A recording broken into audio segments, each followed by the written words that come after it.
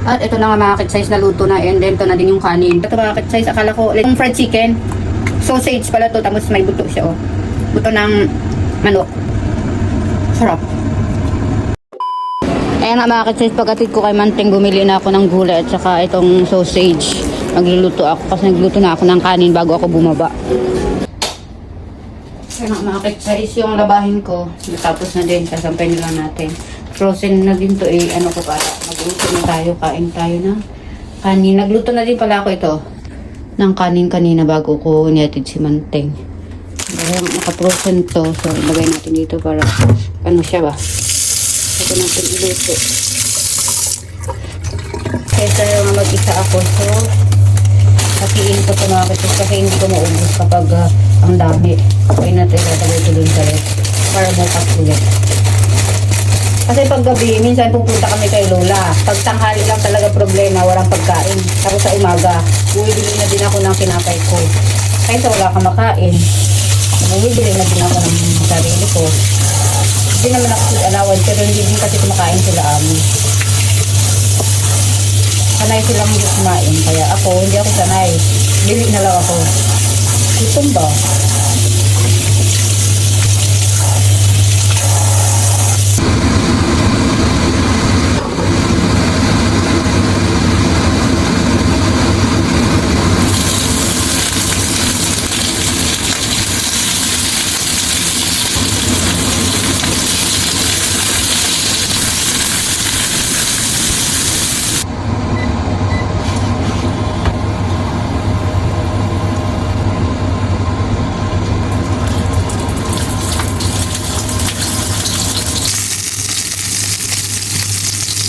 At ito na nga mga kit-size na luto na, and then ito na din yung kanin. Tinabi ko na din to para kainin ko mamayang gabi, o diba? As hindi ko maubos to, so yung gulay na lang kainin ko, and then to. Kit-size para hindi na ako magluto ulit ng, hindi kasya. Kasya pala. Noodles. Iwasan ko na yung noodles mga kit-size kasi sumasakit na yung tiyan ko. Hatiin ko nga to. Init. Yan, para tatakpan ko na. Ito kainin ko ngayon. Kaya mga kit-size, kain po tayo. Thank you po. Ayan. Kain mga kit-size. Kala ko ano to? Ano ba to? Buto, pero hotdog pala to.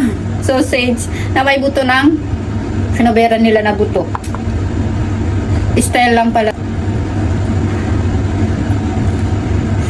Kain. Dito lang ako kakain mga kit-size sa kusina. Mamaya maglinis ako. Magsampay, magtupi. Ano kaya tayo talaga, no? Kain mga kit-size.